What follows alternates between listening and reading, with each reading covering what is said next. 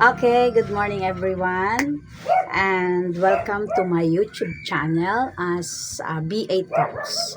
So, as you can see, I am here on my workstation as a sewer and as a carton maker and makers and bedsheet makers. So, aside from that, I have a BA experience when it regards to real estate virtual assistant. That is my niche. And I have also have experience on lead generation, social media management, social media marketing, and social media uh, manager. So, marami ang nagtatanong kung paano daw pumasok as virtual assistant. So, super dali and you need to have lang ng laptop or either laptop or desktop. And you have internet provider na reliable. And I think it's gonna be 100 Mbps or mas mataas pa kung kaya ng inyong budget. So, based on my experience, ang pagiging virtual assistant po ay hindi po nangangailangan ng degree. They don't have any degree needed or wala silang pakialam sa inyong mga degree. Yon. So, unless lang if you are a medicine or yung doctors, attorney, engineers, or architecture, and then nurse, or what do you call this, accountant. So, that professional title, they have degree talaga na need nila from specific task. So, yun po yung meron.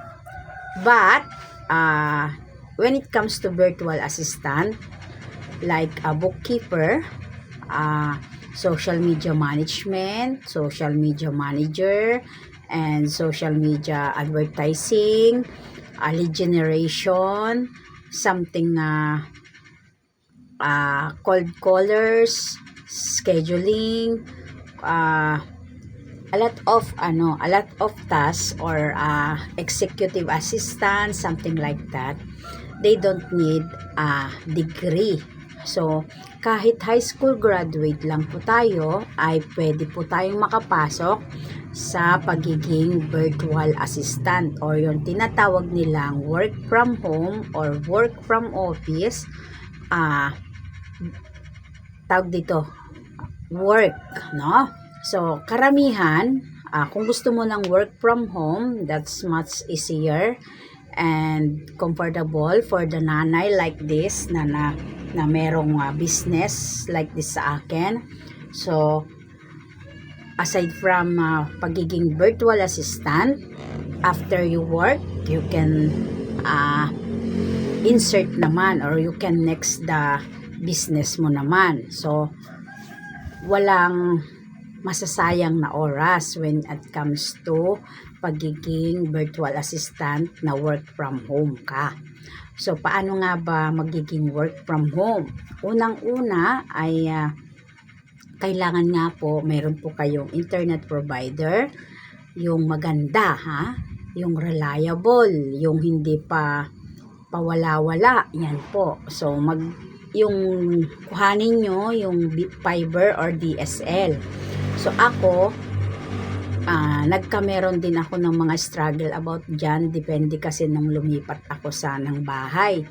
So, nung una kasi Globe DSL ako. Tapos, lumipat ako ng bahay. Nagkameron ako ng tawag dito, ng struggle about sa internet. Pero, ang maganda naman dyan ay ang internet provider ko before ay Globe. Tapos lumipat nga ako ng location ko, nag-relocate ako ng house. So, I need to to have a new one. So, wala pa ditong DSL before sa area namin. So, I use the, smart na yung niloload lang, naka-monthly siya. Tapos may tower sa taas. Yun lang gamit ko before.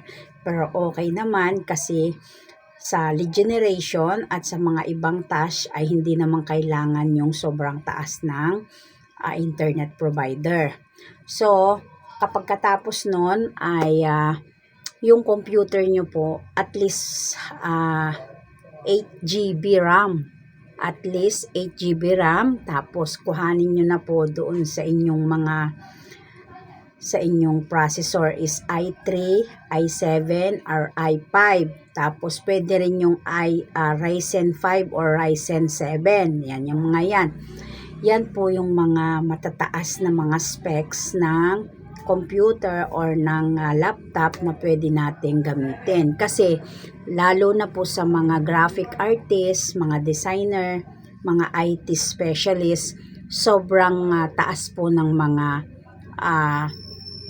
graphic na nagagamit doon sa computer. That's why hindi kakayanin kung mababa po yung specs.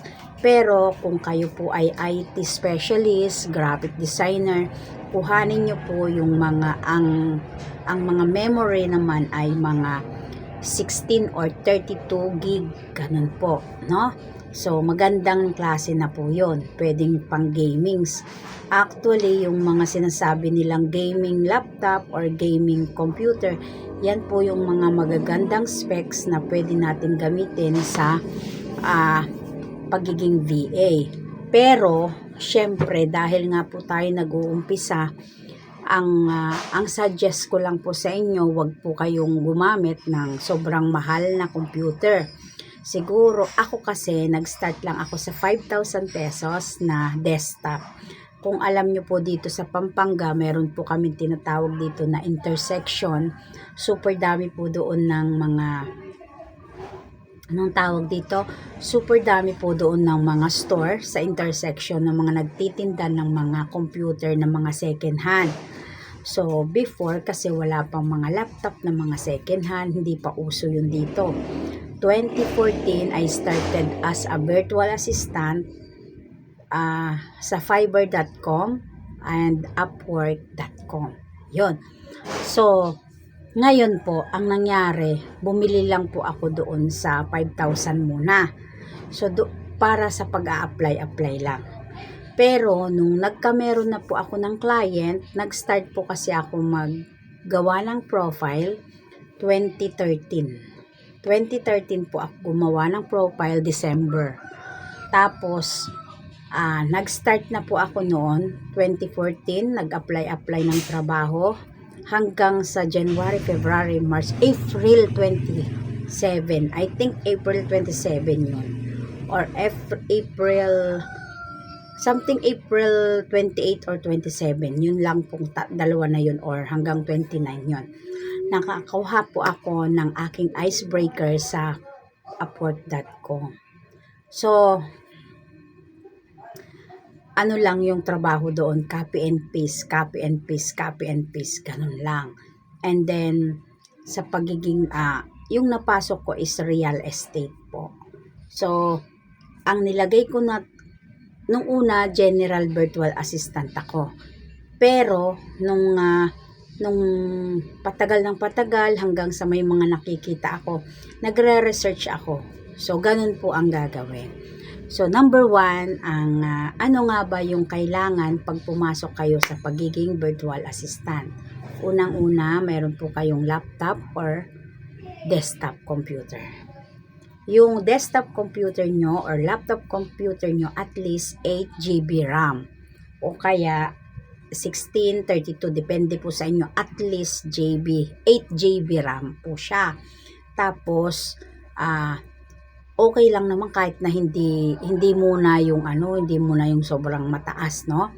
So, i3, pwede na yung i3 kasi yung gamit ko hanggang ngayon i3 pa rin, no? Pero, gusto kong bumili ng laptop na mas mataas yung specs pero hindi ko pa kinakaya until now kasi nga syempre nagpaaral po ako ng anak ko. So sa awa ng Diyos ay tapos naman na siya ngayon. So noong 17. So number 2, ang kailangan nyo po ay reliable na tawag dito, reliable na internet connection up to 100 Mbps. Yun po ha. Tapos pangatlo ay bumili kayo ng headset nyo. Headset, medyo pricey ang headset. Ang headset ay 800 plus pataas hanggang 21, 22. Ganon. Yung headset na sinasabi ko po ay yan po yung noise reduction or yung noise cancellation. Yun po yung sinasabi ko, marami po sa online. I-try nyo po kasi dito po sa mall medyo pricey po kasi yung last na nabili ko dyan 2,200 yun. Tapos binalutan ko ng damit para hindi kainin siya ng daga kasi sobrang mahal yun tapos kakainin lang ng daga yung gano'n, malambot kasi yun. Tapos yun, so yun po yung bibilihin nyo, tatlo lang po ang kailangan sa pagiging virtual assistant, no? So, number 1, ulitin natin, laptop or computer desktop na with 8 GB RAM yung kanyang memory, 8 GB yung kanyang memory, tapos yung RAM, yung ano niya, yung processor niya is at least mga i3, i5, or i7. Depende sa budget nyo. Siguro, pwede na yung i3 pag nag-uumpisa pa lang, no? So, yun. Number 2, internet connection, reliable internet connection up to 100 Mbps. Yan. Pero ang alam ko, mayroon na mga DSL na 1,000. Pero yung aking gamit po is fiber. Globe fiber po ang gamit ko. It costs 1,500. No? 1,499 every month po yun. And last but not the least, yung ating ngang headset. Super maganda po yung headset. I forgot it pala. You need din pala ng camera po. Camera. Kasi when it comes to interview, kailangan nyo po ng camera. Bumili din po kayo ng camera. So, bali 4 na yun, no? Unahin natin. Ako, nakalimutan ko. Sorry. Una, laptop or desktop. Number 2, internet connection. Number 3, yung headset. Okay, number 4 is camera. Okay, pag may laptop naman kayo at working yung camera, it's okay na yon. Tapos, yun nga, kailangan po ay yung 4 na yun, importante yun.